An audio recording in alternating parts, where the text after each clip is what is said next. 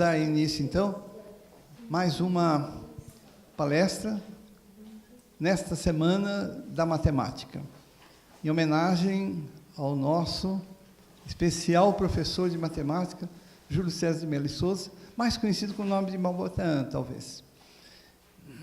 Hoje nós vamos ter o especial privilégio, um grande privilégio, dado a poucos, especialmente dado a nós, esta vez, porque nós vamos ter aqui a presença de alguns netos do Malbotan. Quando se trata de comentar documentos, livros, é mais fácil porque eles ficam à disposição.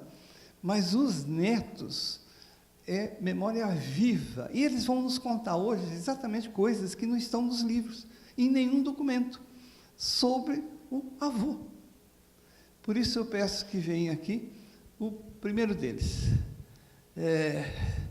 O primeiro deles da lista, aqui. É só por isso a ordem. O André Faria Pereira Neto. Te agradeço a presença, porque obrigado. É um privilégio muito grande que vocês concedem a nós. E Carla de Melo Souza Moncada Leite. Melo e Souza. Obrigado. Obrigado. E também a Renata de Faria Pereira. Vocês têm muito a nos contar, e eu agradeço de modo especial a vocês por terem chegado até aqui, com todas as renúncias que vocês precisaram fazer lá no trabalho, na família, para poder estar aqui. E ainda quando nós não tínhamos verba para poder fazer isso se concretizar, eles decidiram que deveriam vir. Vamos nos sentar. André, dizem que os homens devem deixar as mulheres sempre no meio, e nunca nas pontas, né? Porque elas pensam que com isso a gente não vai desapontá-las nunca, né? Não é verdade, mas podem escolher. Eu trouxe uma cadeira a mais, porque se Malbotan quisesse vir aqui, estar aqui, teria onde se sentar.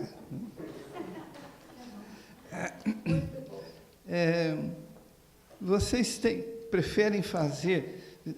Bom, vocês se lembram que foi anunciado para todos que hoje nós teríamos uma mesa redonda, mas eu acho que a mesa redonda é muito formal, né? 20 minutos para cada um falar, e, de modo geral, não é dado o direito aos outros interromper. Eu gostaria de que vocês permitissem transformar a prevista mesa redonda numa roda de conversa, ou, pelo menos, se vocês quiserem ser mais rigorosos, um arco geométrico de conversa, onde cada um pode acrescentar algumas informações ao que o outro teve a ideia de comentar, de falar. Que tal? Pode ser? Pode. Assim fica mais, como eu gosto, né, de me sentir assim também mais próximo de vocês. Né? E, para poder começar, enquanto as ideias e as lembranças de vocês ainda não estiverem à tona aqui, e ajudar a despertar. Que imagem que vocês têm deste avô? Um avô famoso que, provavelmente, dentro de casa, devia ser diferente, né? A fama é dada por as pessoas de fora de casa. Né? O que vocês me contam? Esse vovô, que foi terrível, né? Porque não é qualquer vovô que coleciona sapo, não é qualquer vovô que escreve livros que são editados em vários países. É um vovô muito especial. Mas lá dentro de casa, com balas, drops, Nair, tira essas crianças daqui, e outras coisas mais. Espero que já tenha diafragado aqui a imaginação de vocês. Vamos começar pela Carla? Pode ser, Carla? Pode ser. Então, Carla, diga para nós um pouquinho sobre esse especial vovô. O vovô, eu morei com o vovô até 4 anos de idade. Meu pai era o filho caçula, e ele ficou muitos anos morando com o vovô e com a vovó, e ele casou e foi morar com eles, né? Então, durante muito tempo, eu fiquei vivendo com o vovô. E o vovô era uma pessoa muito assim diferente, realmente. Ele, apesar de ter muitos livros de criança, ele nunca sentou para ler livro com a gente. Ele tinha uma questão da produção, que era uma coisa muito intensa na vida do vovô. Então, assim, ele tinha mania de chupar drops do Cora. Então, a gente chegava na mesa e perguntava, vovô, ele falava, o que você quer? Eu falei, bala. Aí ele abria uma gaveta. Eu falava, não, mas eu quero só as vermelhas. Ele falou, abre o que você quiser. Aí eu abria todos os pacotes de drops dele, pegava só as vermelhas. Aí continuava em pezinho. Ele falava, o que mais? Eu falava, agora quero lápis e papel. Ele me pegava um monte de lápis, dava na minha mão, um monte de papel, falava, agora vai para lá desenhar. E aí ele queria se ver livre de mim. E eu ficava horas desenhando, não podia conversar com ele, porque ele não conversava. O negócio dele era a questão da produção do vovô. Ele sempre foi uma pessoa muito presente no escritório.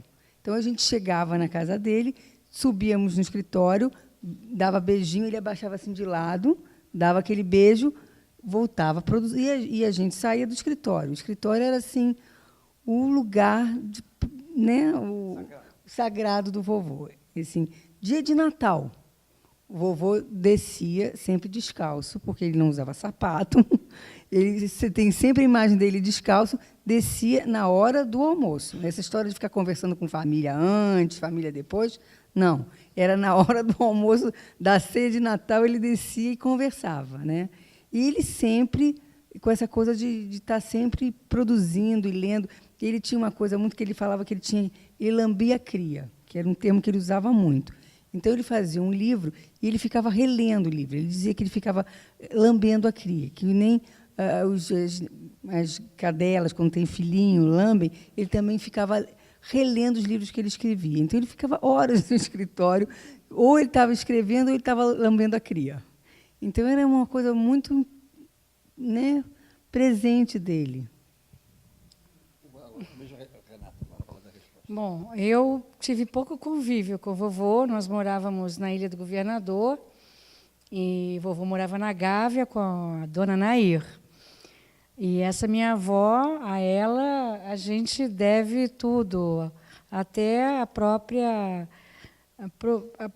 biografia do vovô como escritor, né? Porque a vovó cuidava de tudo na casa. E, assim, do meu convívio com ele era pouquinho. Eu chegava lá no escritório, estava trabalhando. Aí dava um beijinho. Agora que eu entendi, finalmente, porque aquela gaveta era uma bagunça de drops espalhados. Agora que eu entendi porque você ia lá e pegava os drops vermelhos. Eu não entendia porque aquilo ficava tudo aberto na gaveta. É sério, eu me lembro dessa gaveta. E, enfim, um convívio que eu tinha com o vovô era em Caxambu, quando a gente ia ao cinema. Né? Ele tinha um apartamento em Caxambu com a vovó, e os netos iam passar férias em Caxambu. E eu ia ao cinema com ele, e a cada esquina, ele parava em cada esquina para bater papo. Mas o papo dele era sempre um espetáculo, né? Porque todo mundo gostava de ouvi-lo, e ele sempre tinha muita coisa para contar, era sempre um pequeno espetáculo, inclusive na casa da vovó, porque todo mundo que chegava lá queria ver o vovô, sobe as escadas, vai lá para o escritório, daqui a pouco, quando você vai, tem 3, 4 pessoas no escritório, e o vovô dando uma mini palestra lá naquele escritório dele, e era ali que ele se encontrava, com essa coisa tão forte dele todo o tempo, né? Renata, ele não perdia a hora do cinema? Não perdi. Bom, não sei se perdi. Eu sei que a gente chegava no cinema e ele ficava assim, que absurdo! Eu ficava, porque ele olhava a tela e achava, olha lá, deu 3 tiros, matou só um.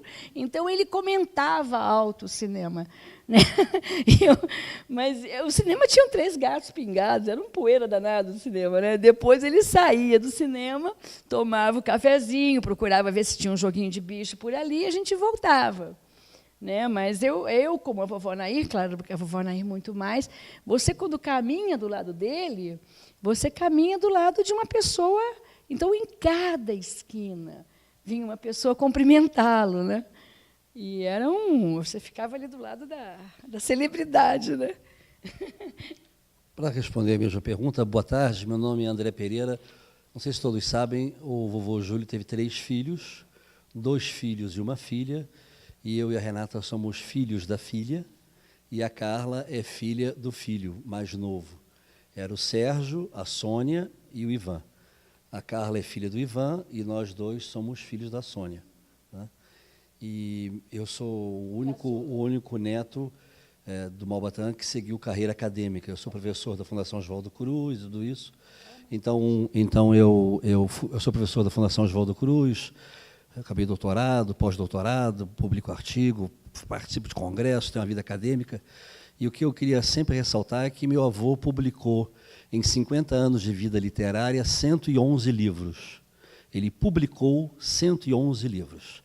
E, segundo consta, nesses 50 anos de vida literária, nunca ele teve apenas um emprego, sempre 2 ou 3 empregos diferentes. Então, quem publica, não escreve, publica 111 livros em 50 anos de vida literária e trabalha em 3 estabelecimentos diferentes, não é pai nem mãe de ninguém, não é pai de ninguém. A vida privada, a vida doméstica, a vida do lar, se não pagou a conta de luz, se a conta de água, se falta arroz, isso é outro universo. O universo do meu avô é outro. O universo do meu avô é o universo das letras, é o universo da escrita, é o universo da redação, das aulas, é outro universo. Cuidar de filho, cuidar de conta, isso não é com ele. Inclusive tem a máxima que se repetiu ao longo da nossa vida, que é: Nair, tira essas crianças daqui, né? Nair é minha avó e tira essas crianças daqui, no caso, são todas as crianças, os filhos e nós netos, porque criança faz muita confusão, muito barulho, muita bagunça, e eles moravam numa casa, não sei se vocês conhecem, enfim, a geografia do Rio de Janeiro, mas num bairro hoje sofisticado, que se chama Gávea, mas que naquela época, quando ele foi morar lá, era um bairro ainda operário. A Gávea, originalmente, é um bairro operário, onde tinham fábricas, onde tinham vilas operárias, e é lá que a minha avó conseguiu um terreno, e ela sempre por trás, e conseguiram comprar essa casa na Gávea. Era uma casa de 2 andares, e no segundo andar tinha o quarto da minha avó, e tinha o quarto onde meu avô vivia, dormia, comia, escrevia e acordava. Ele vivia nesse quarto, um quarto muito grande, com uma biblioteca imensa, e essa mesa muito grande, onde ele escrevia, naturalmente com máquina datilográfica, né? Lembrando que não são tempos pré-computador, pré-informática, pré-internet, pré-WhatsApp, pré-tudo isso, né? E ele escrevia. E consta, segundo a minha mãe me contava, que quando ele morreu, na mesa dele tinham várias pilhas de papel, e as pilhas de papel eram mais ou menos organizadas assim. Tinha uma carta que ele tinha respondido, e a resposta da carta, que ele ia colocar no correio, e embaixo tinha um prato com o resto de migalha de pão. E embaixo tinha um outro livro que ele começou a ler e parou no meio, e embaixo tinha um prato com casca de laranja, porque comer, escrever, responder, carta, correspondência, tudo isso fazia parte de um todo ausente da materialidade concreta da vida, do dia a dia, de pagar conta, imposto de renda. Tanto que, depois que meu avô morreu, meu pai assumiu um pouco a direção dos contratos dos livros, e ele fazia contratos e nem lia o contrato. Ele vou dizer que o sujeito que fez o contrato é muito bom, um sujeito maravilhoso, muito ótimo, mas está lá, eram contratos draconianos, horrorosos, onde o autor não tinha direito a quase nada. Felizmente, as editoras foram fechando, foram falindo, e aos poucos fomos recuperando os direitos. Mas essa materialidade da vida, de contrato, isso aí é um outro mundo que não pertencia à órbita de reflexão e de vida do meu avô. Vou fazer uma coisa muito engraçada. Ele ia para o centro da cidade e ele resolvia comprar pães. Aí ele parava um táxi, falava: leva lá para minha casa. Dava o endereço, ficava na cidade, e o taxista ia levar o pão. Né? Aí ele ligava para a vovó e falava assim: Nair, estou mandando pães. Abra a porta e dê um cafezinho para o motorista. E a minha avó ficava na porta de casa esperando aparecer o táxi. com os pães que ele já tinha comprado e para mandar ele entrar e dar o tal do cafezinho que ele tinha. E vovô tinha uma história de um joguinho, que, se eu não me engano, era na terça ou na quinta-feira. E esse joguinho era sagrado. E era assim, tinha a mesa de Copacabana que jogavam os homens. Eu era meio proibida ficar nesse lugar, mas, de vez em quando, eles deixavam eu rodar nas mesas. E tinha uma mesa das mulheres que jogavam buraco. Copacabana é o jogo que o vovô inventou, que ele dizia que era um jogo que não precisava ter sorte, você precisava saber jogar, gravar o que o outro comprou, e tem uma parte que é negativa, onde você tem que fazer pontos, e uma parte que você não pode fazer pontos. Era um jogo que demora um tanto para...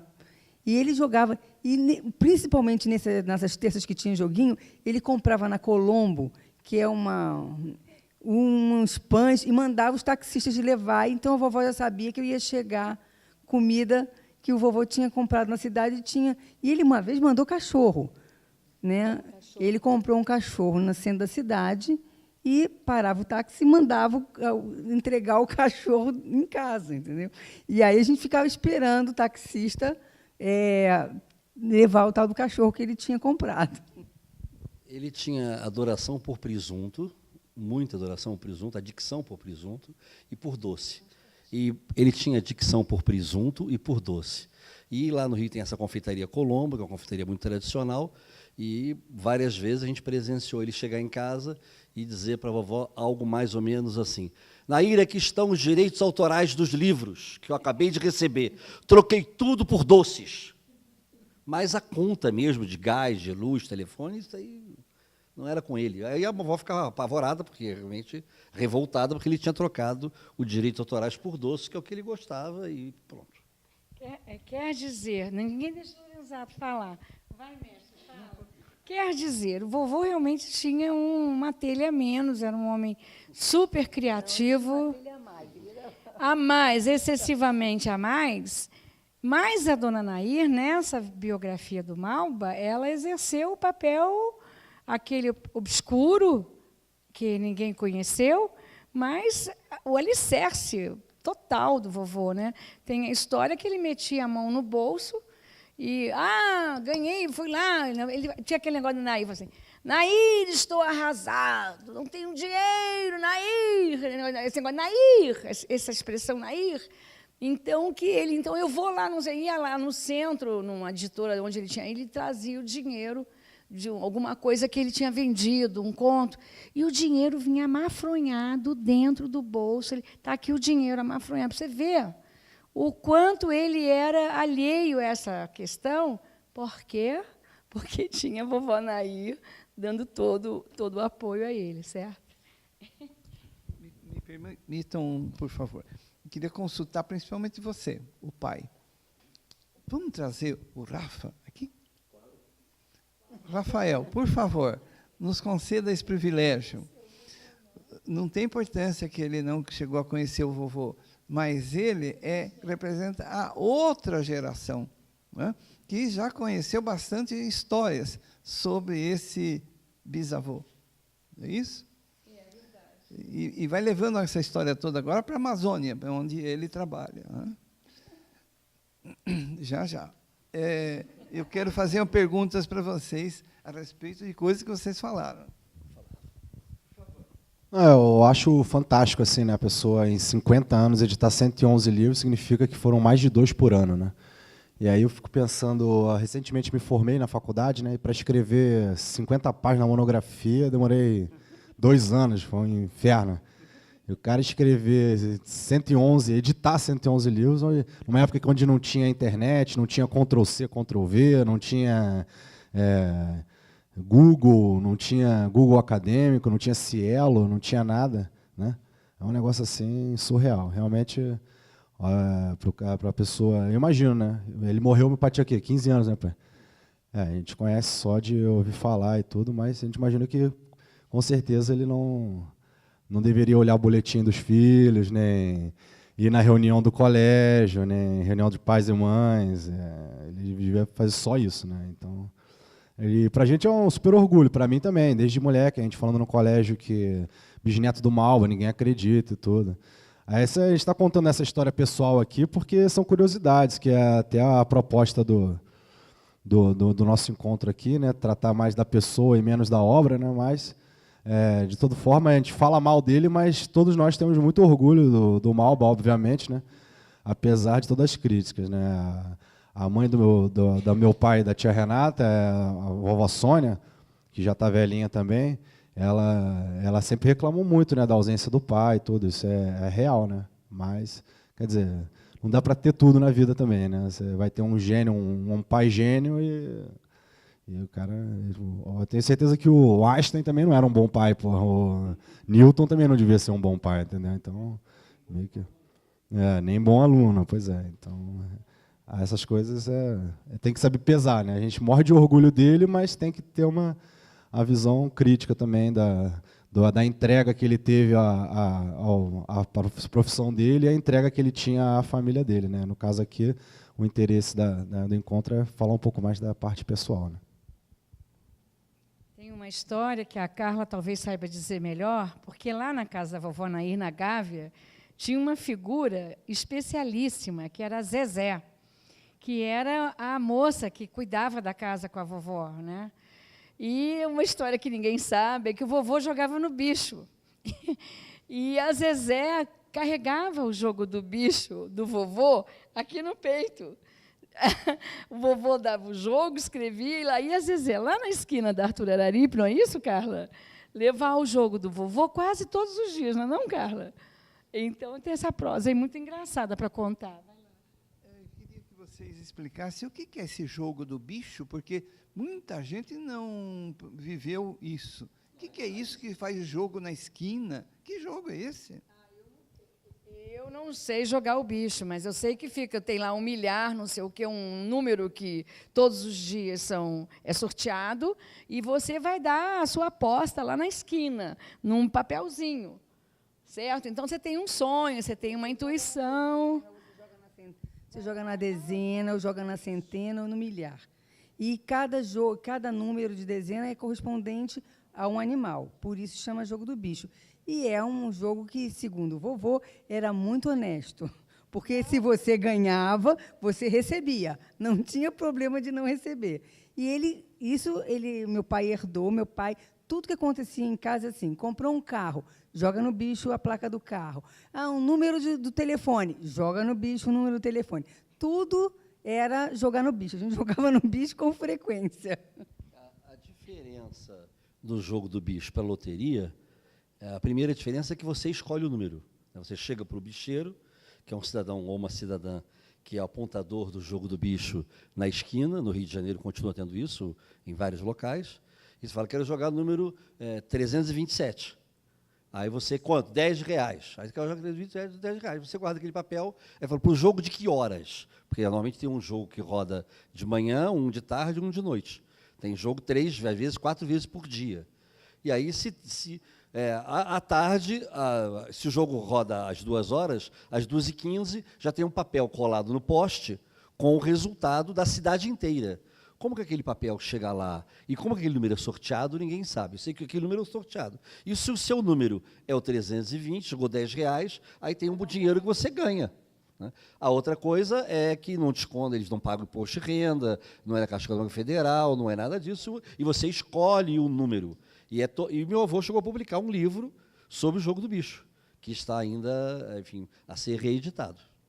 Acontece que esse livro do Jogo do Bicho que o vovô publicou, eu não li, mas, pelo que já me disseram, é um livro que condena e que revela as malandragens da bicharada lá, entendeu? Parece que, por essa razão, ele não foi reeditado, porque ele ia contra uma cultura popular, uma coisa que era hegemônica no Rio, o jogo do bicho. Depois que os bicheiros foram presos, não sei o que, a coisa já não tem tanta hegemonia assim. Quero saber essa história de descalço. Como é que é esse descalço? Porque não é comum. Geralmente as pessoas andam calçadas. Né? E eu tenho a impressão que você que mencionou, né, sobre descalço. E uma outra coisa também,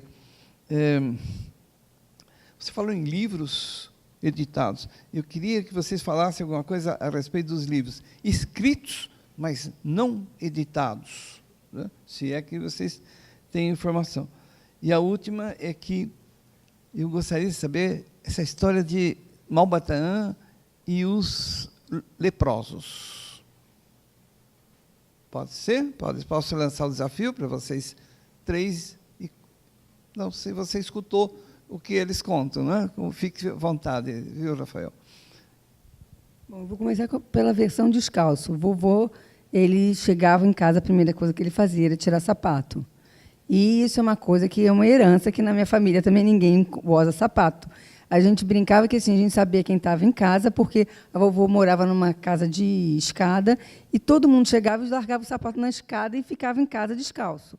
E era uma herança, assim, ele só escrevia, a imagem que eu tenho era ele escrevendo, esfregando um pé no outro, sem sapato. É sempre essa imagem que eu tenho do vovô. Ele estava sempre descalço. E mesmo dia de Natal, dia de festa, era difícil ele colocar um sapato. Carlos, será que você acabou dando uma dica importante? Porque aqui está cheio de gente que tem que escrever. Escrever. Né? É trabalho de final de semestre, de mestrado, é doutorado. E eu nunca escutei aqui dentro dessa academia alguém dar essa receita. Quem sabe funciona. Né? Talvez, para ele funcionou, hein?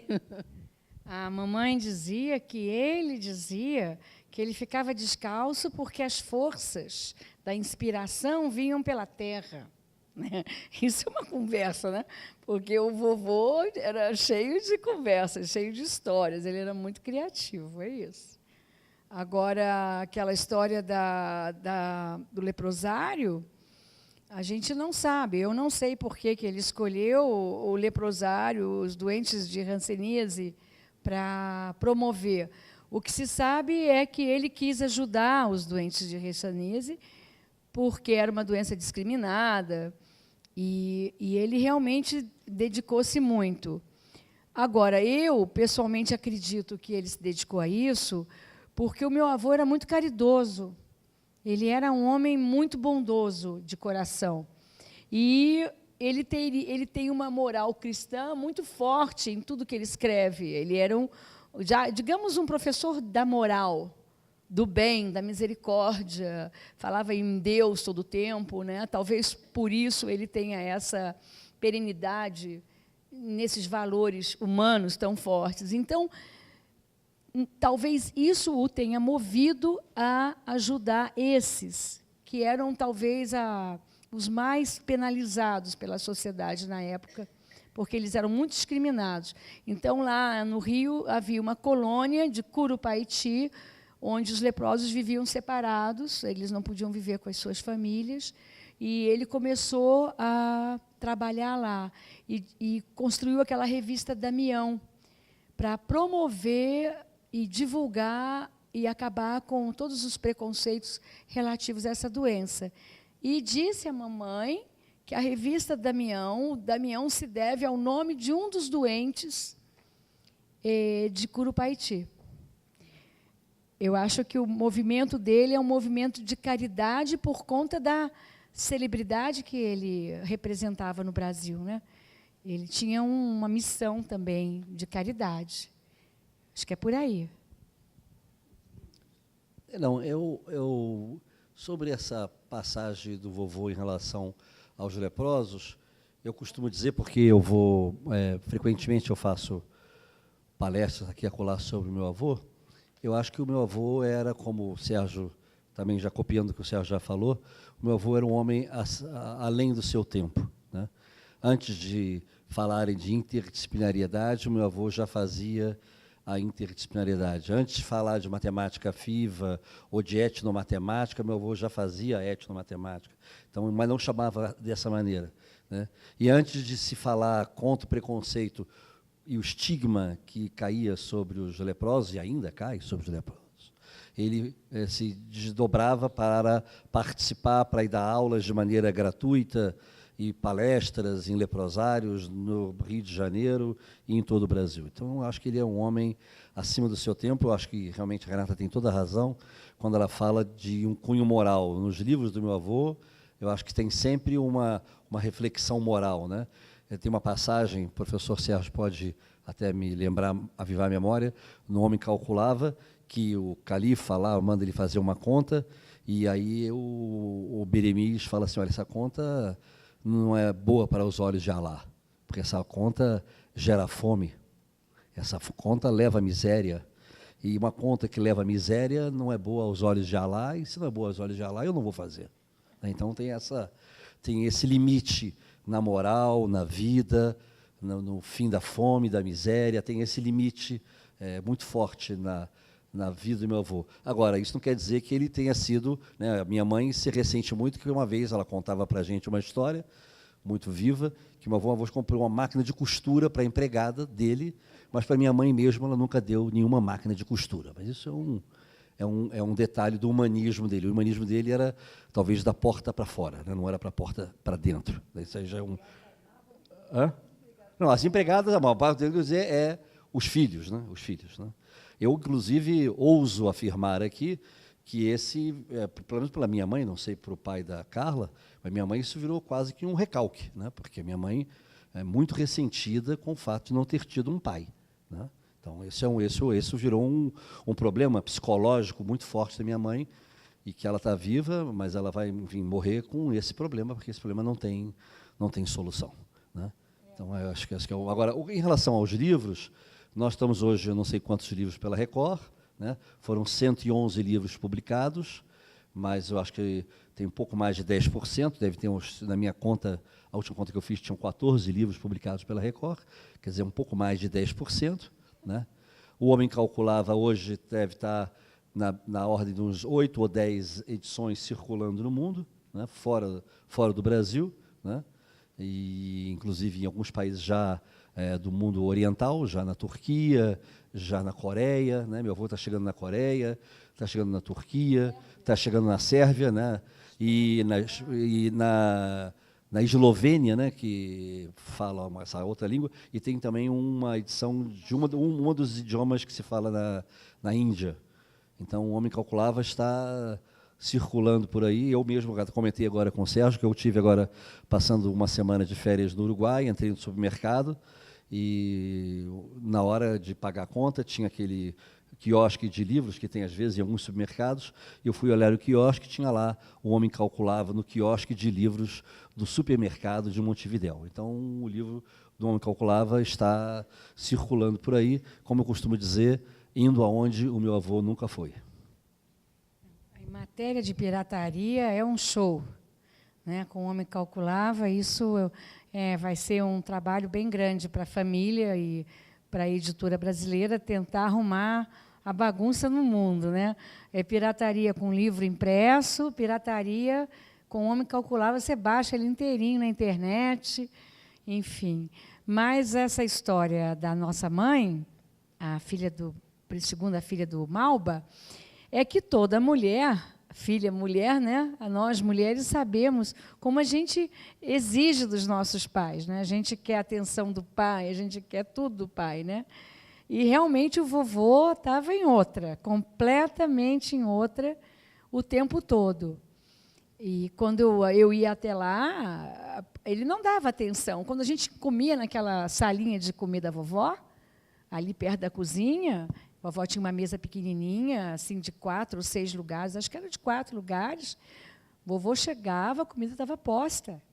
Ele come sem dar uma palavra, preocupado com o que ele está escrevendo, com o que ele está fazendo. Ele come, serve, tira a comida, traz a sobremesa, a fruta, não dá uma palavra, levanta e vai embora, porque ele está conectado com o trabalho dele, né? É isso.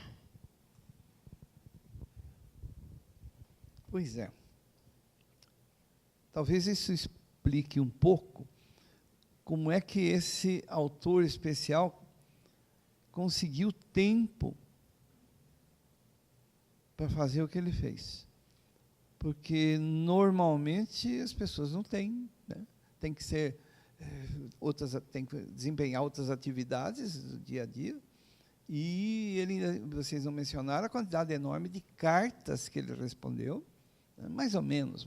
Quantas cartas nós respondemos aqui juntos? Ele respondeu mais de 2.000. 2.000 cartas.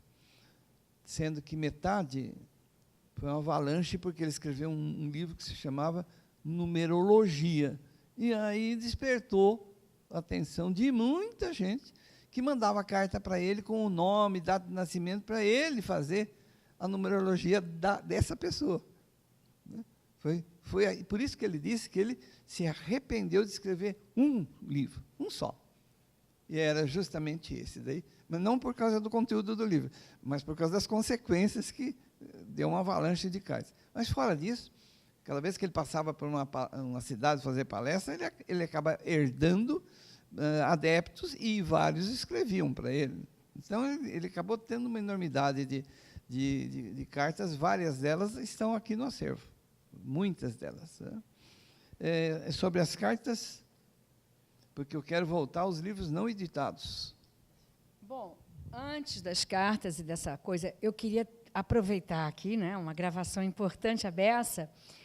O que eu quero dizer assim, o vovô realmente era um cara de muitíssimo talento. Ele ganhava, uma vez ele ganhou uma enciclopédia. E aí, doutor Júlio, o senhor gostou da enciclopédia? Ah, já estou na letra F. Então, ele lia, ele se embebia de muito conhecimento. Agora, como é que esse homem, com tanto conhecimento, ganhou tanta notoriedade? E uma vez eu comecei a mexer nos jornais, nos recortes de jornais do vovô, que hoje estão todos aqui na Unicamp, sob a guarda da Denise, que está tomando conta do acervo do vovô, que ela está sentadinha ali, que eu estou lendo ela.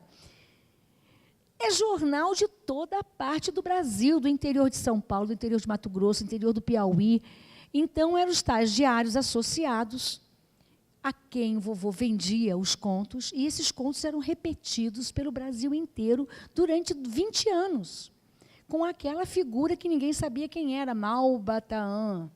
Então, eu não fiz estudo algum sobre esse assunto, mas eu acredito que essa mística, essa coisa da mistificação literária, 20 anos você produzindo textos muito bonitos, né? Esses textos de contos árabes, morais, que essa moralística era da época também, né? Então, isso criou essa áurea sobre ele, sabe, professor?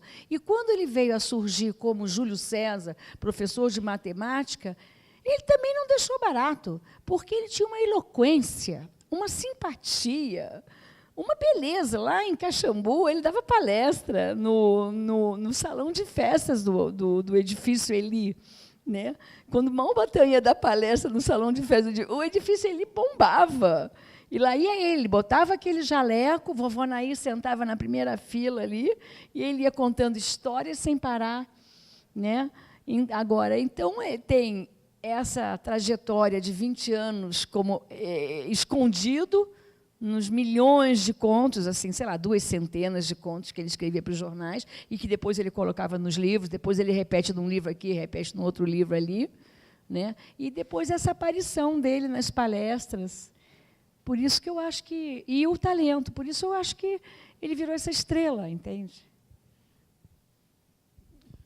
Bom, deve ter sido registrado aí no acervo, que quando o meu avô faleceu, ele estava escrevendo alguns livros, e devem estar aí no acervo os livros que ele começou a escrever e não publicou, e não terminou e não publicou. Os dois que eu tenho memória, um chama Dicionário de Pesos e Medidas, que, se tudo der certo, porque se não desapareceu no tempo, Denise pode nos confirmar aí depois, deve estar aí no acervo aqui da Unicamp agora. E o outro é o Dicionário de Marias, né, porque já no fim da vida o sujeito não era mole, não, viu? O sujeito atirava para todos os lados. Né? Tem os estudiosos aqui do Malbataan, que me desculpe, mas, enfim, a taxonomia do Malbataan deve ser difícil de dizer, né? Porque eu, quando falo da obra do Malbataan, eu falo dos livros de educação matemática, dos livros de matemática e do resto. Né? O resto é um monte de coisa diferente, vai desde acordar-me de madrugada até, sei lá o quê, dicionário de Marias, quer dizer, uma coisa completamente, né, eclética, né, de um homem extremamente erudito que dormia e acordava lendo, né, então essa erudição impressionante, e que brincava com as palavras. Eu gostaria de fazer o registro aqui. Ele brincava o tempo com as palavras, como um homem muito erudito, com muita leitura. Ele tinha um cunhado, e sempre todo, claro, com um humor muito cáustico e muito interessante, um cunhado dele que chamava Herculano, que é o marido da irmã dele. E o Herculano, pelo que parece, eu não tive a alegria de conhecer o tio Herculano, mas o tio Herculano, o Herculano, era meio devagar, quase parando, né? Então, ele inventou o verbo herculaniza. Então, você está herculanizando, quando o negócio não anda, né? Não herculaniza, não. Ô, Herculano, você herculaniza. Então, isso lá em casa também já virou verbo, né? A gente está herculanizando conosco, os filhos, os netos, e com Rafael também, que é o bisneto, também está herculanizando. Rafael. Então, virou. É claro que o meu primo Pedro, que é o neto do Herculano, não gosta nem um pouquinho que se faça brincadeira com o avô dele, mas de qualquer maneira era uma brincadeira que existia entre os cunhados, né, entre os cunhados, os maridos das irmãs, né? Lembrando que o Malbatã tinha 8 irmãos, né? Então, lembrando que o Malbatã tinha 8 irmãos, todos professores, e as mulheres e os homens, todos professores, cada um numa área diferente. O vovô tinha uma coisa assim muito debochada, né? E o tempo ele é muito implicante. Ele, por exemplo, ele ficava escrevendo e pedia café para a vovó. E a vovó levava o café. Ele falava: de novo, Castro Alves, não, aí. Castro Alves tem uma poesia escrito Espumas Flutuantes. Ele dizia que café requentado vinha com espuma em cima e que Naí só dava café Castro Alves para ele. Então ele reclamava: Castro Alves não, quero café feito na hora. Castro Alves não me manda, não. E ele vivia com outra coisa que ele tinha, prefiro Lipe, que era um termo que a família toda usava. Lipe, assim, a irmã dele começou a namorar um sujeito que era um sujeito mais simples, que era do subúrbio, mas era um sujeito muito honesto. Aí ela termina com Lipe e começa a namorar um sujeito que tinha carro, que era... E o sujeito era, segundo o vovô, um boçal. E ele falava: prefiro Lipe, larga esse que eu prefiro Lipe. E prefiro Lipe ficou também uma fala da família inteira. E ele tinha várias coisas assim, que ele ia debochando e ia criando um alfabeto da família, uma nova maneira de conversar. Quer dizer, da mesma forma que ele era capaz de mandar ripa, né, nos algebristas, ele também, qualquer coisa que ele pudesse fazer uma ironia bastante inteligente, criativa, ele mandava ver, né? Agora, a Denise tem aqui no acervo o Dicionário da Matemática. Ele conseguiu, a gente tem os livros A, B, o livro do Dicionário da Matemática, as letras A e B, C e D. Agora falta do F ao X, que devem estar lá em manuscritos no acervo.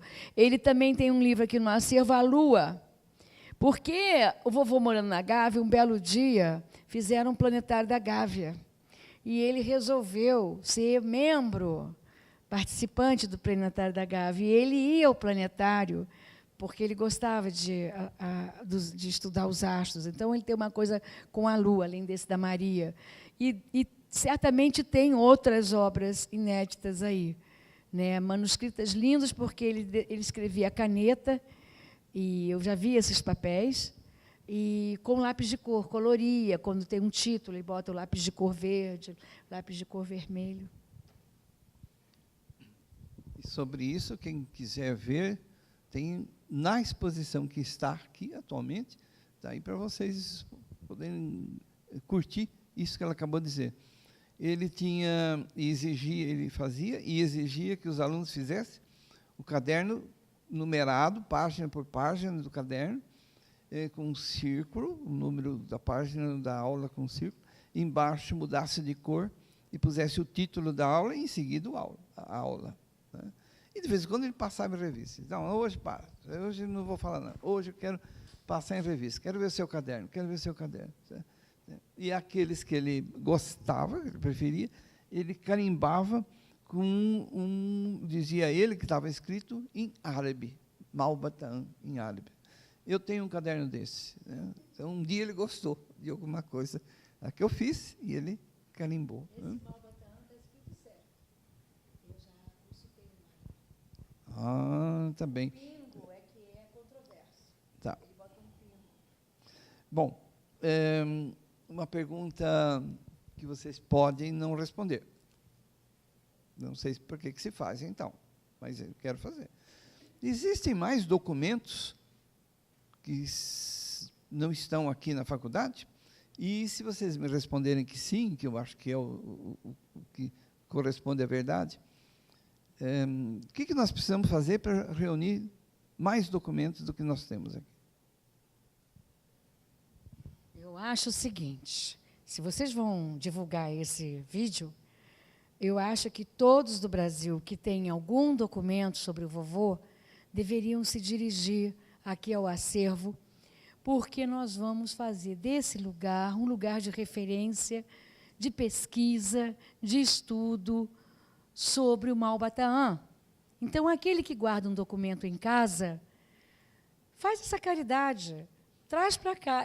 Nós trouxemos, a família, quantas caixas, não sei, são 20 caixas de papel, eu não sei, a Denise sabe dizer, muitos documentos. E eu nunca vi coisa tão bem tratada, tão bem cuidada como aqui. Já tenho a primeira dissertação de mestrado desenvolvida a partir do acervo, já foi realizada. Agora já tem 2 trabalhos acadêmicos apontados para trabalhar com acervo. Então, nós temos uma coleção de livros que o vovô colecionou, dos livros editados dele, que nós vamos trazer, são 100 livros do vovô, das edições mais antigas, nós vamos trazer para cá, né? E eu acredito que muita gente no Brasil possua esses documentos, aqui vai ficar para a posteridade, para todos que virão depois da gente. Eu acho que eu tinha falado que eu tenho vida acadêmica, mas eu não, enfim, detalhei que eu sou graduado em História. Eu, na verdade, sou um historiador. E um historiador é um amante de documento, é um amante de arquivo, né? E quando meu avô morreu, infelizmente, eu tinha apenas 14 anos. Quando meu avô morreu, ele tinha uma biblioteca, não sei com quantos 1000 volumes, várias paredes lotadas de livros até o teto, e os meus tios e a minha mãe e o meu pai acharam por bem vender essa biblioteca a peso de papel velho.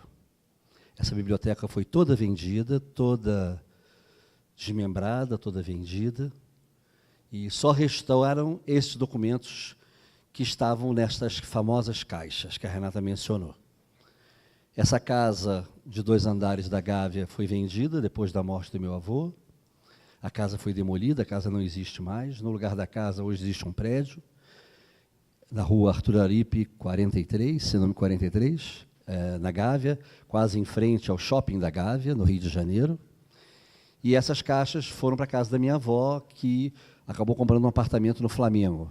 As caixas passaram alguns anos na casa da minha avó, guardadas na casa da minha avó, sem que a gente pudesse mexer nas caixas. Elas eram uma espécie de um tesouro misterioso dentro da casa dela. Até que a minha avó faleceu, e aí virou um outro problema para o meu pai, para a minha mãe, para os meus tios, o que fazer com essas caixas.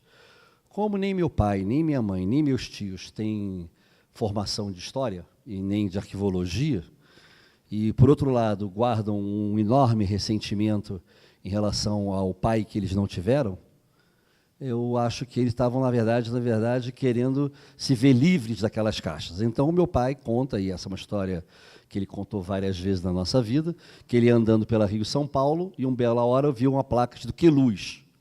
Aí ele saiu da estrada e foi a Queluz, porque foi onde meu avô cresceu, e descobriu com um morador que estava na praça, onde era a casa do prefeito, bateu lá na porta da casa do prefeito e perguntou se o prefeito conhecia o Malbataã. Naturalmente, o prefeito não conhecia o Malbataã, né?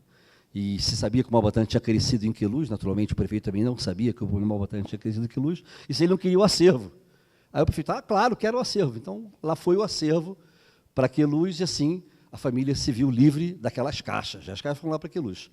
Passados alguns anos, eu, a Renata, tentamos fazer de tudo, sobretudo a Renata, para preservar as caixas e arrumar e criar um ambiente, mas a coisa foi se deteriorando, que nós começamos a ver que aquilo ali não tinha futuro, não ia dar um bom resultado.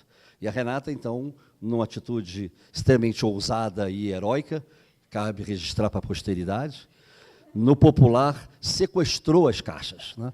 A Renata sequestrou as caixas, a Renata pegou as caixas, colocou as caixas dentro do carro dela, porque já estavam no mofo, na traça, na umidade, tudo apodrecendo, e levou para a casa dela. Então ficou na casa da Renata. Na casa da Renata, as caixas estavam lá, sobrevivendo ao tempo. As caixas na casa da Renata. Naquele corredor da casa da Renata, aquele monte de caixa, não se conseguia nem andar direito no corredor da Renata, tanta caixa que tinha. Ela, que tem uma vertente fortemente de historiadora e de arquivista, tentou também dar uma ordem na caixa e classificar a caixa com um amor imenso, incomensurável. Aí faz o que? Também não vai ficar na casa da Renata a caixa? Fazer o que com a caixa? Aí apareceu Jesus pequenino. Chama-se Sérgio Lorenzato. Está aqui do nosso lado. Sérgio Lorenzato, Jesus pequenino, em forma de ser humano, falou assim, por que não levamos as caixas para Campinas, para a Unicamp? Aí, gente, alvíceras, fez-se o sol na nossa frente e começamos esse périplo da doação das caixas para cá, que chegou até este momento, 2017, que nós estamos aqui hoje, com tudo organizado, tudo direito, tudo higienizado, tudo isso com a umidade, com aquilo e tal, classificado e refeito e tal. Então, eu, como neto historiador, arquivista, posso até morrer em paz no que se refere à obra do meu avô, porque ela vai ficar aqui os próximos centenas de anos, porque é uma instituição sólida, uma instituição acadêmica, uma instituição pública, que saberá, agora com a Denise, antes com o André e com os próximos que virão, saber cuidar do patrimônio desse grande brasileiro que foi o meu avô. Então, este é um depoimento. Agora, é claro que existem documentos do meu avô espalhados pelo Brasil afora, de vários ex-alunos, de várias pessoas, sobrinhos. Eu mesmo tenho alguns na minha casa, né? No dia que eu morrer, se o Rafael não quiser, vão. Não, eu não quero doar. Eu tenho o meu documento é qual? Até falei com a Denise. O vovô recebia placas. Ele ia para eventos e recebia placas comemorativas. A visita de Malbataan, cidade tal, tem placas em diferentes formatos. E essas placas ficavam num quadro que um ex-aluno dele desenhou, com carvão, acredito, um preto e branco, e a moldura era uma moldura de veludo vermelho, né? Então, esse quadro com a moldura de veludo vermelho, a vovó me deu, né? Então, a vovó me deu, então está comigo. Esta aliança que está na minha mão aqui pode dar o foco aqui, esta aliança era a aliança do Malbataan. Quando eu resolvi me casar pela primeira vez com a mãe do Rafael, fomos eu e a minha, então, noiva, na época, eu, a noiva, mãe do Rafael, a minha mãe e a minha avó, e eu virei para minha mãe e para minha avó, num almoço na casa da minha avó, e falei assim, vovó, mamãe, nós vamos nos casar. Aí a vovó e a mamãe ficaram muito contentes, a mamãe ficou assim, não, mas vamos casar? Em que igreja? Aí a vovó falou assim, que igreja o quê, Sônia? Não tem nada de igreja, mas na igreja, eles vão casar, vão ser felizes, vê o jeito de casar. Como é que você vai casar, meu filho? A vovó Nair não tinha nada negócio de religião, de igreja católica, nada disso. Aí, uma bela hora, ela se levantou, daqui a pouco ela volta com uma caixinha e me deu a aliança do Malbataan, que é essa que está aqui na minha mão, que, se tudo permitir, irá morrer comigo, na minha mão.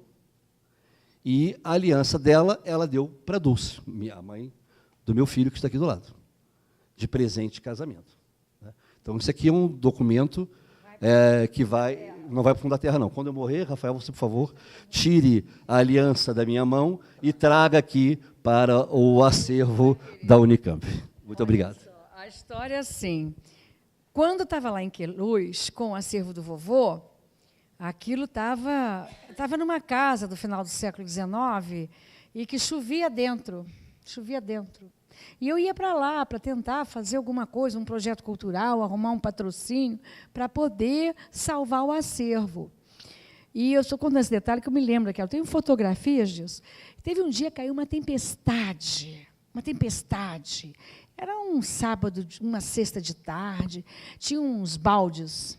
E só não chovia onde estava o acervo. Era assim, tinha um anjo que fazia um guarda-chuva, e naquele lugar onde estava o acervo não chovia.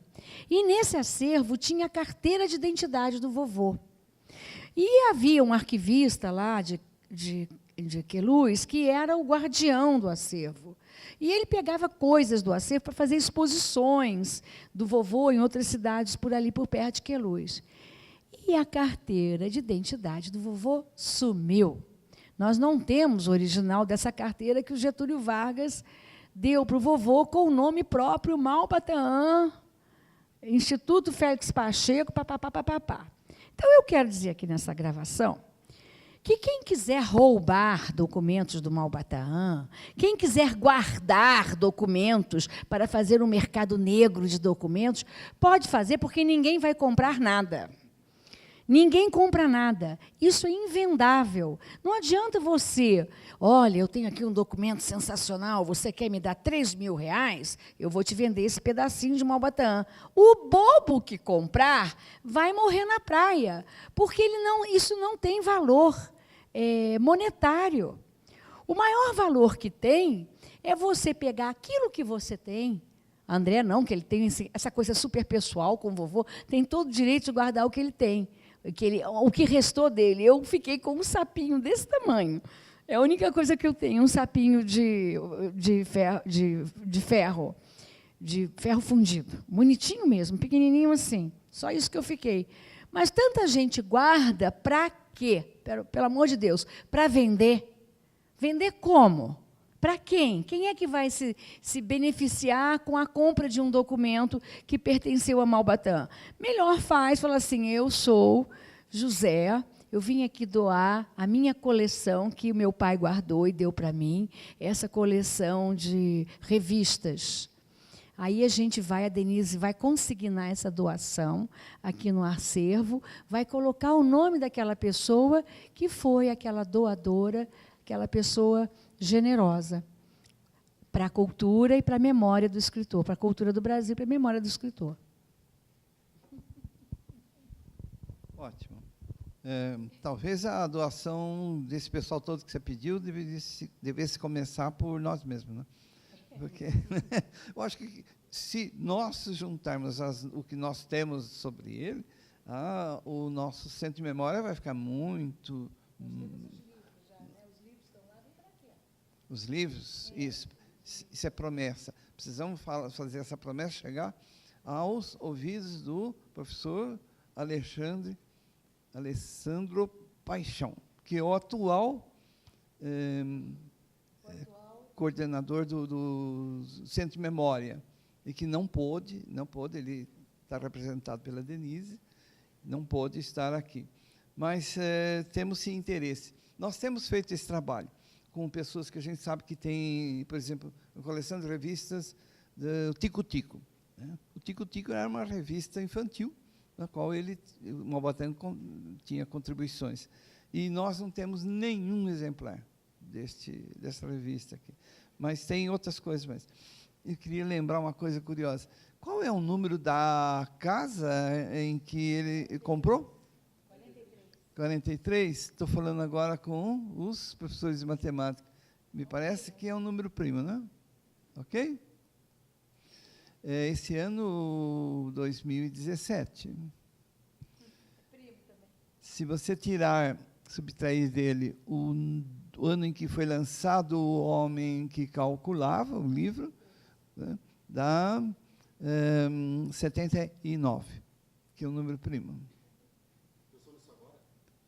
Sim, porque ele falou em 43, aí eu comecei a procurar. Dá exatamente 79 anos do livro, a idade que o livro foi lançado. Foi lançado em 1938. 38, por isso que dá 79. Alguém sabe com que idade Malbataan morreu? 79 também. Coincidência? Tem mais umas 10 ou outras 15 coincidências com números primos. Depois, um dia qualquer que a gente tiver uma palestra sobre numerologia, vamos nos divertir com isso. Mas o vovô não gostava do Noves Fora. Noves Fora, não. Que tudo lugar que ele chegava, ele via, ele somava o número. Então, assim, a gente estava... A gente, por exemplo, ia para o hospital. Aí o quarto era 45. Ele não entrava, porque 4 com 5, 9, 9 fora não é nada, vai morrer. Então, nesse quarto não entra. A casa, vai comprar a casa. A gente contava. É 9 fora, não dá. E aquele negócio de 9 fora ficou até meus filhos atualmente, mãe, isso é 9 fora. 9 fora não vai, porque 9 fora dá azar. E ele sempre brincou com 9 fora.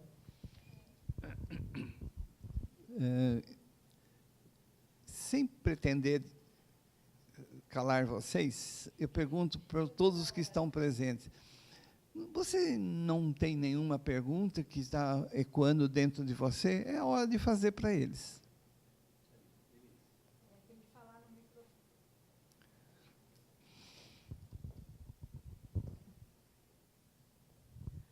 A primeira pergunta, se ele era um homem religioso, se ele professava alguma religião, e se vocês chegaram a ver alguma apresentação dele.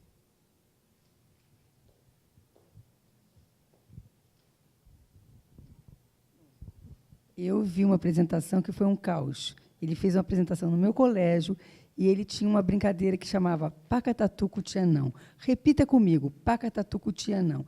E a pessoa entrava e repetia, Pacatatu Cutianão. Aí ele fazia aquilo, não, que erro, agora eu vou chamar minha neta. Minha neta, venha. Repita comigo, Pacatatu Cutianão. Eu tinha que responder Pacatatu. Cutia não podia falar.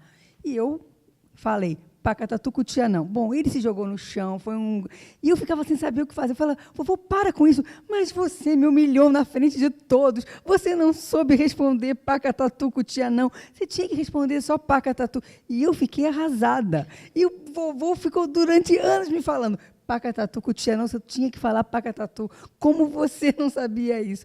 E eu quase morri do coração, e ele me fez durante muito tempo lembrar do Pacatatu Cutianão. Quantos anos você tinha? Devia ter 11. Aí ele ia no colégio dar uma apresentação, porque uma vez eu tive que dar uma aula de matemática, e eu fui para o vovô. Vovô, me ajuda a dar aula. E eu dei aquela aula com essa matemática divertida e curiosa. Quando acabou a aula, a professora falou, querida, essa aula tua valeu 0, que não foi você que fez isso. Você não tem condição de fazer isso. Você volta para casa e faça uma aula que você faça, porque essa aula não foi você que fez.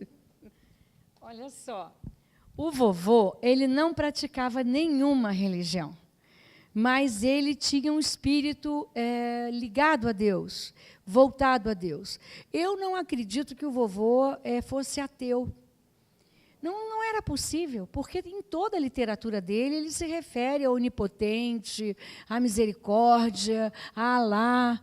E a gente sabe, ele ia a centros espíritas, ele conhecia a Umbanda, e tudo para ele era curiosidade. Ele ia para conhecer os rituais, as formas religiosas. Né? E eu trouxe, especialmente, o professor não gosta muito que leia, mas eu trouxe aqui um pequeno relato da irmã dele, que, na primeira vez que eu li, eu fiquei emocionada, porque é uma irmã falando de um irmão. E ela diz assim, no Natal de 1973, ele, que é o Malbataan, enviou-me uma oração intitulada Prece do Homem Idoso ao Nascer do Ano Novo. 73, ele morreu em 74. Essa oração transcrita do livro Sabedoria de Israel traduz realmente o movimento de ascensão de uma alma, a busca de uma força espiritual, o desejo de subir a rampa que leva à serenidade de Deus, no dizer de Saint-Exupéry. Aí lá vem ela falando do irmão. Essa força, esse desejo latentes dentro dele, né? Essa coisa de transcendência ligada ao eterno. Eu não acredito que o vovô não fosse um homem espiritualizado, digamos, eu não sei como dizer, religião mesmo, prática religiosa, uma só ele não tem. Essa força, esse desejo latentes dentro dele, foram presenças constantes em sua alma. Talvez muitos amigos e admiradores pensem nele apenas como Malbataan, alegre, amável, muito amável e divertido, porque ele, entre os irmãos, os Meli Sousas, eles eram uma patota, né? Eles parece que eles eram muito parecidos, os irmãos, e se davam muito bem. E era realmente tudo isso, alegre, amável, divertido, e muito mais. Era um homem bom e humilde de coração. Eu li isso da Julieta, a irmã mais velha dele. Bom, eu aproveito o momento aqui que estamos gravando para fazer uma pequena propaganda, né? É importante essa propaganda. Nós construímos um site, malbataan.com.br, e esse site eu e o meu primo Pedro Paulo começamos a elaborá-lo. Agora ele está sob a responsabilidade da Renata, para, em nome da família, coordenar o site do Malbataan. E no site atual existem várias coisas importantes, que eu acho que ajudam a responder a sua pergunta. O primeiro é a carta testamento. Ele fez um testamento, e no testamento está disponível no site, e que ele escreveu, naturalmente, antes de morrer, e tem várias menções, vamos chamar assim, da órbita da espiritualidade, né? Então, digamos que ele não era um católico, nem era um protestante, nem era um budista, enfim, mas era uma pessoa que acreditava em alguma coisa além disso que está aqui entre nós nesse momento, da materialidade da vida. Ele não era um materialista, não era um ateu, era um homem da espiritualidade, vamos chamar assim, né? E lá tem a carta testamento, e lá também tem, nós colocamos também ele 1 ano antes de falecer, ele deu um depoimento no Museu da Imagem e do Som, no Rio de Janeiro. Esse depoimento também está no site, na íntegra, e de acordo como ele também, a gente separou ele em trechos, de acordo com o trecho que ele fala, a gente colocou um trecho relacionado com aquele momento da biografia que a gente coloca no site. E uma das passagens é uma passagem que ele diz, que ele conta na gravação, que eu acho muito engraçada, e que ele foi convidado para um casamento. Aí não sabia muito bem para que ele tinha sido convidado para o casamento, a aluna, tanto aluno, né? Então ele não sabia muito bem quem era aquela aluna. Acabou que ele entrou na fila dos cumprimentos e a aluna olhou para ele e falou assim: minha terra tem palmeiras onde canta o sabiá, seno-A com seno-B, seno-B com seno-A. Não permita, Deus, que eu morra sem que eu volte para lá. Seno-A com seno-B, seno-B com seno-A. Isso foi o que ele falou na aula. E a aluna, na hora da fila do cumprimento do casamento, olhou para ele e contou exatamente a mesma prosódia, sabe como é que vai chamar isso? Juntar a letra do poema com a regra matemática, né? E ele conta isso com muita alegria para mostrar como é que as invenções de metodologias de ensino de matemática eram vibrantes e, às vezes, até ficavam com os alunos, né? Porque a gente quer que ensinar e que o aluno aprenda e continue com a memória daquele aprendizado, né? Então, eu acho que essa passagem. Agora, eu tive a alegria de presenciá-lo falando várias vezes, porque eu ia muitas vezes nas férias de verão para Caxambu. Ele tinha um apartamento no edifício Eli, lá em Caxambu, e nesse edifício a gente passava as férias várias vezes, e várias vezes ele fazia palestras, conferências, e eu sempre ia com a minha avó e com ele para assistir. Era um showman, um espetáculo de oratória e de simpatia e de bom humor e carisma.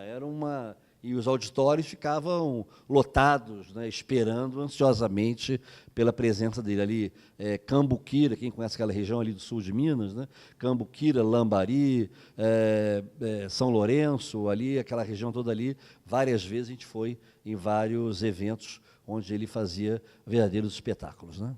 Lembrar que ele morreu trabalhando, ele morreu em Recife, em meio a uma atividade da arte de ler e contar histórias, que foi um dos últimos livros que ele publicou, que não está reeditado, né? E que ele morreu, enfim, em Recife, entre um dia e o outro da aula. Ele faleceu de maneira fulminante de infarte, em 74. Em 75, ele faria 50 anos de casado, meu pai e minha mãe fariam 25 anos de casado, enfim, 75 era uma data que, lá em casa, nós aguardávamos com muita ansiedade, porque era uma data muito redonda para as comemorações, mas, infelizmente, não houve festa. Deixa eu contar a história do... Uma das coisas que eu me lembro de Caxambu, eu passava as férias com o vovô também, e a gente todo dia ia para o parque. E uns dias o vovô ia e jogava xadrez. E ele jogava xadrez de costas para o tabuleiro. E aquilo ali começava a juntar gente em torno daquele jogo, porque ele jogava o tempo todo de costas e mandava o cara no parque, e aquilo ali era um show.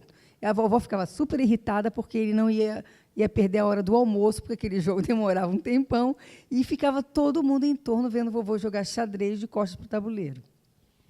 Quer dizer que esse doutor Júlio César, ele tinha segundas e terceiras intenções. Ele não era só criativo, showman, eloquente, lindo, inclusive era muito bonito. Ele também tinha a intenção de se autopromover, sim. Porque quem joga xadrez de costas num parque público em Caxambu, com a notoriedade que ele já tinha, ele está querendo plateia, não está, não? Então, eu acho que ele se divertia com isso, né? Porque ele realmente era muito querido. Lá na Universidade Federal, eu uma vez conheci o Ulisses Burlamac, pessoal que estudou lá, foi estudante de arquitetura na FAO. Quando ele ia dar aula de matemática dele na FAO, a turma vinha das outras aulas, dos outros cursos, para assistir a aula do vovô. Isso foi um relato que esse arquiteto me falou. O pessoal ficava em pé no fundo das salas. As salas de aula da UFRJ são do tamanho disso aqui. É um negócio enorme. Então, isso lotado, com alunos de outras disciplinas em pé, tudo para assistir Dr. Malbataan, entendeu? E aí ele tirava proveito disso e jogava xadrez de costas em Caxambu, entendeu? Ele gostava de fazer show. Nós temos um documento aqui no acervo que mostra que ele jogava xadrez por correspondência com alguém, com um professor que ele encontrou num das palestras que ele fez. Correspondência. Lauro, por favor, Lauro. Uma curiosidade. Ele chegou a fazer alguma viagem internacional, alguma conferência, e ontem você tocou numa questão que ele lia em inglês e em francês. Ele lia em mais algum outro idioma? Olha, eu acho que o vovô só não lia chinês e russo. Qualquer coisa bem difícil, porque ele tinha todos os dicionários, né? Eu acho que ele lia espanhol, inglês, francês, talvez não alemão, um pouco mais complexo, mas espanhol, inglês e francês ele lia sim, porque ele tinha esses dicionários todos e ele abria dicionário como quem abre revistinha. Para mim, ele foi a Portugal, se não estou enganada, Uruguai, hein, André? Quem mais? Portugal e Uruguai. E a Argentina, a Arábia Saudita, o Islã, nunca.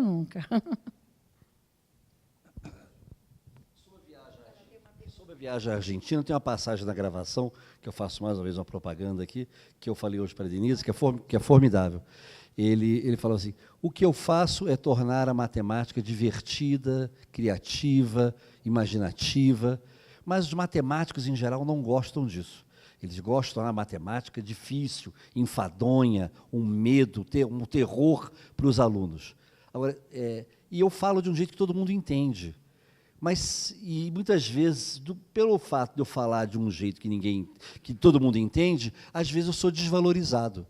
Então é importante, às vezes, de eu falar de um jeito que ninguém entende, porque aí assim eu vou ser valorizado. Aí, na passagem da gravação, ele fala, e aí me convidaram para ir para a Argentina, matemáticos portenhos. Aí eu pensei no meu Brasil, ele fala, eu pensei no meu Brasil, fui na Amazônia dos seringais, não sei o quê. Aí ele vai descendo o Brasil, e no final o meu Brasil, fique em paz, porque eu vou falar e eles não vão entender nada. Eu vou arrumar um assunto que eles não vão entender nada, e foi assim, arrumei o assunto, não entenderam nada e me aplaudiram de pé. No final, eu já não sabia mais nada do que eu estava falando, já tinha perdido totalmente o controle do que eu estava falando, não cheguei a conclusão nenhuma e me aplaudiram de pé. Então, quanto mais se ignora, mais se venera. Então, é uma crítica muito grande que ele fazia à matemática, como ela ainda é hoje ensinada. Daí eu acho que é a atualidade da obra do Malbatan, quer dizer, a luta que ele travava desde 1925 continua muito atual, muito presente. Minha função aqui era fazer perguntas, né? Se vocês não fizessem. Sim, Ana, é isso? Só para acrescentar um detalhezinho aqui. Nos 33 capítulos primeiros do livro O Homem que Calculava, ele fala em Alá. E daí, beduínos e etc. Certo? No último capítulo 34, na metade final, se dividir esse último 34 em duas partes, a segunda parte, ele diz o seguinte: não se esqueçam de que muita gente pensava que ele fosse um oriental, não brasileiro, enfim. Ele tomou cuidado de dizer o seguinte, que a salvação estava na caridade, conforme Jesus Cristo tinha dito, recomendado. E ele põe um ponto e diz assim, este nome é citado 19 vezes, que é o número primo, 19 vezes no Alcorão. Eu entendi o seguinte, vocês leram o livro, gostaram das histórias, se divertiram e vão pensar que eu sou muçulmano. E aí ele diz qual é a opção religiosa dele, por Jesus. Eu escutei ele falar num curso que ele deu em 58, eu estava presente, alguém perguntou a ele no intervalo. E ele, esse professor que perguntou, era um professor de Araçatuba. E ele respondeu ao professor o seguinte, sobre qual a minha religião. Ele respondeu, a minha religião é aquela que Jesus Cristo recomendou e trouxe a mensagem. Eu sigo essa religião, não a religião que os homens fizeram sobre Jesus. Ele falou assim? Sim, sim, muito bom. Sua vez, Ana.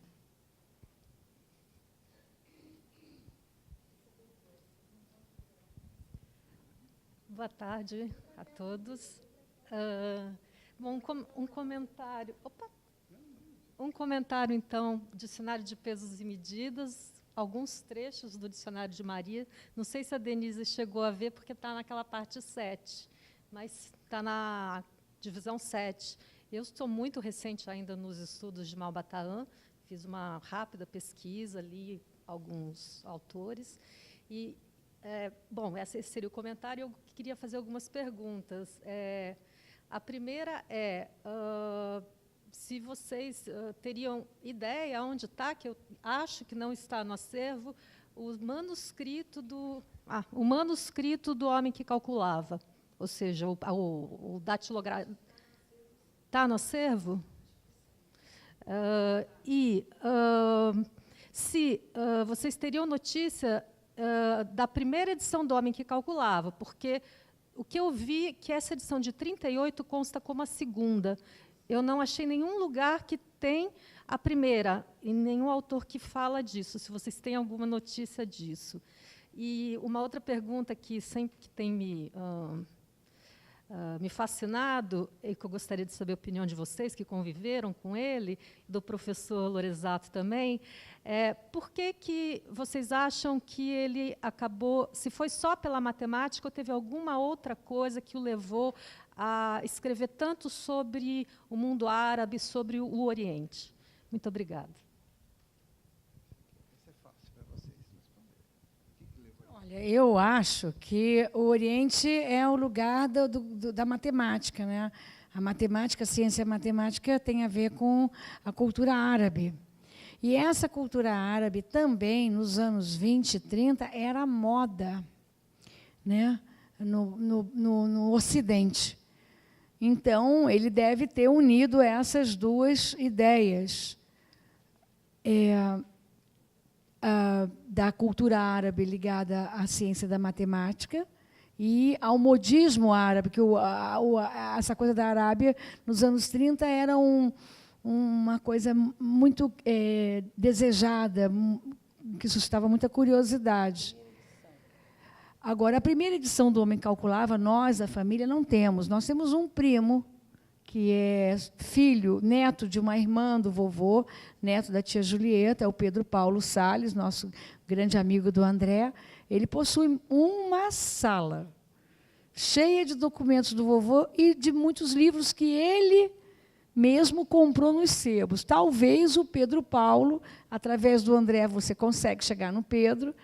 Esse é um cara que eu viso, né, que eu estou na cola dele para ele doar pelo menos os documentos. Os livros que ele tirou do bolso e comprou nos sebos, tudo bem, mas documento escrito, fotografia, tudo isso eu queria que o Pedro doasse. Ele deve ter, doasse ao acervo da Denise, ele deve ter, talvez, a primeira edição do Homem que Calculava. Na gravação famosa que eu já mencionei aqui hoje, do Museu da Imagem e do Som, a jornalista faz exatamente a mesma pergunta para ele. E ele responde, primeiro, sobre a matemática. Por que não é geografia? Por que não dá aula de história ou qualquer outra coisa? Ele falou, olha, esse negócio de geografia muda toda hora. Muda toda hora. A geografia é uma coisa horrível, muda toda hora. História, então, países se formam, brigam um com o outro, novas fronteiras, isso muda toda hora. Matemática não muda nada. Matemática é uma coisa mais mole, mais fácil do mundo, é matemática. O resto, física, tem que ter laboratório, química, laboratório, coisa horrível que laboratório, não, mas precisa de laboratório, não precisa nada, matemática é número, acabou-se. E depois, o mundo árabe, é um mundo que se notabilizou pela matemática. Né? Então, pronto, juntei as duas coisas. A minha solução, ele diz, foi a mais fácil, não foi a mais difícil, foi a mais fácil. Matemática e mundo árabe. Pronto. Solução simples. Na voz de Malbatã.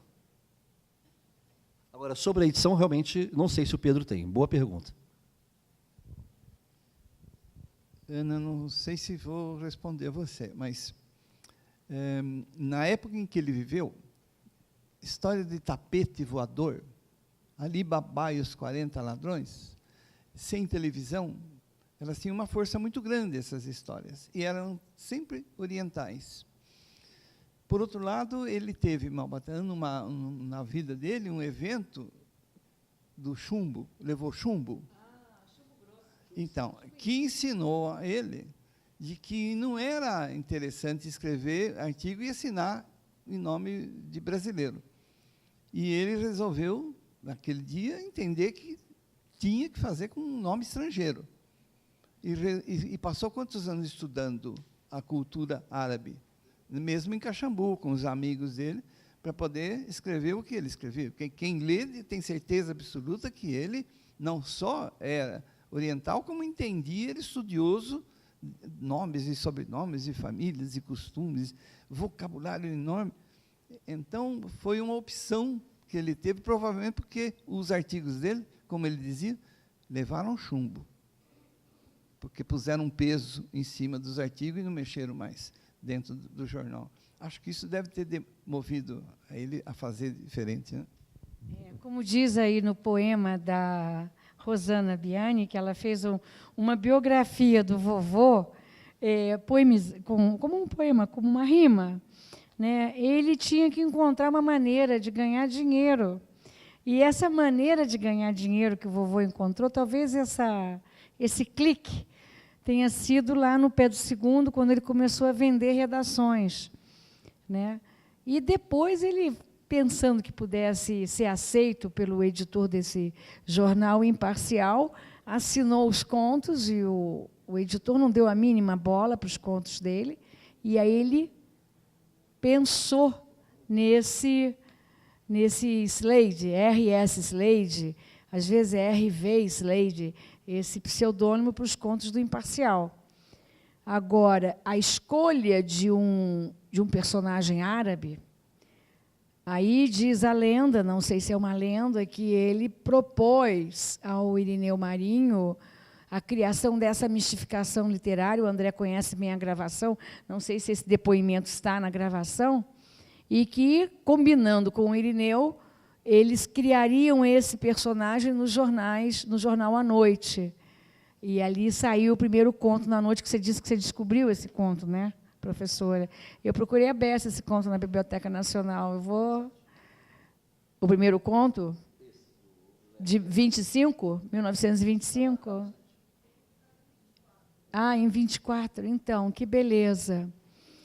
Então, é isso. Eu acho que era o modismo da época e a matemática dos árabes. Um deles era o Juiz, o primeiro conto, em 24. Depois o livro, que saiu em 5. Então, você vai levar de volta essas revistas? Então, pode distribuir. Obrigado pela presença de todos.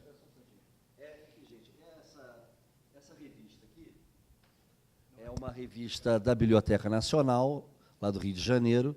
É uma edição de 2012, e nessa revista tem um artigo que eu e o Pedro Paulo Salles escrevemos sobre a biografia do meu avô, né?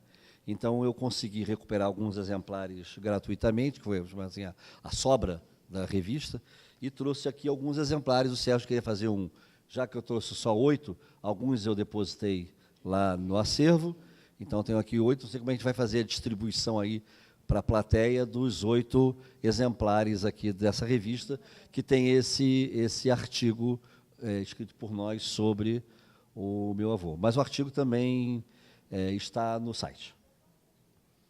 Está tudo no site. Hã? Olha o livro. Você não tem esse artigo? Sim, fala, Sérgio. Bem, eles têm horário para partir e nós vamos precisar encerrar agora, mas eu lembro que nós estamos aqui há 1h30. Espero que vocês digam, não, você já passou tão depressa assim, então, senão que gostar, né? É costume nosso sortear um livro entre os presentes. O homem que calculava.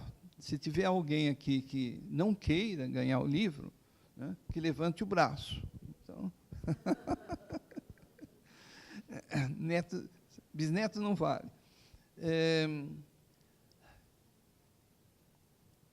Quem está aqui tão pertinho de mim, me fale o número. 12. E você? 18. Bom, 12 e 18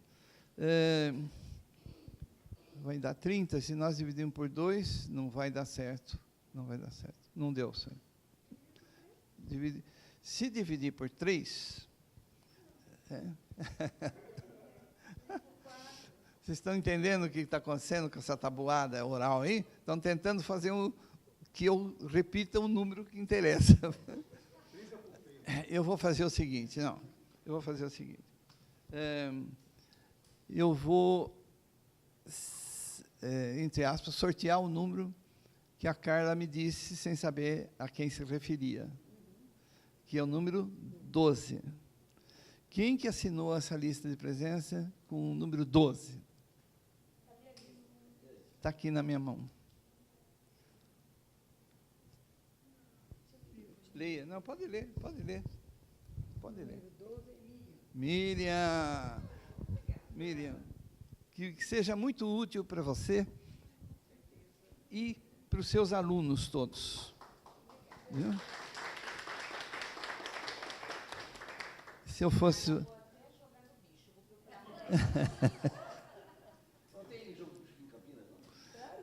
Não sei. Ok. Eu preciso fortemente agradecer a presença de todos neste evento que, felizmente, foi gravado. E, como toda a semana da matemática vem sendo, mas esse é um dia muito especial, porque reuni os netos e ainda, por uma estranhíssima coincidência, um bisneto, porque ele não foi consultado nem convidado, e ele chegou aqui. E ele não mora aqui, ele não mora no Rio, Ele mora na Amazônia. Ele estava passando para se encontrar com o pai e veio até aqui. Então, é muito estranho, entre muitas outras coisas estranhas, né, sobre Malbatã. Sim, você ouviu falar que chovia em tanto lugar, mas não chovia em cima do acervo, não é? Então tentando isso. Agradeço a todos a sua presença e espero que arrumem um tempinho para passar pela exposição, onde vocês vão ver muitos documentos que ilustram situações que nós conversamos aqui. Sim, pois não, a palavra é sua. Professor, só queria dar o parabéns ao senhor e a toda a sua equipe pelo esse trabalho maravilhoso que vocês têm feito aqui. Vocês estão com uma... Apesar de não ter um acervo ainda tão grande, a batalha é sempre para o crescimento do acervo, mas a gente ficou muito bem impressionado com a qualidade do espaço de vocês.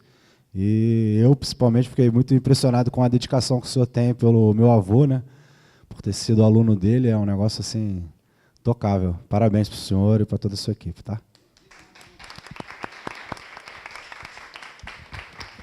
Eu divido esses cumprimentos com a equipe toda do GPMAI, que, uniformizados ou não,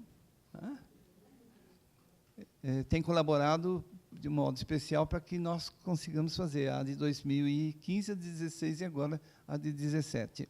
Nunca nada acontece com uma pessoa só, porque ela sozinha consegue tudo. Não é. É o conjunto. Desde o dia em que decidimos que iríamos fazer. E com isso tenho certeza que muitos aprenderam bastante, e só preciso que vocês me ajudem agora a demover a minha esposa, que falou que essa é a última exposição, porque deu muito trabalho para ela. É só no momento, depois... Passa. Isso.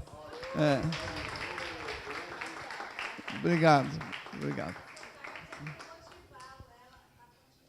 Se Deus quiser. Obrigado por tudo. Laura, você quer tirar uma foto? Fique à vontade.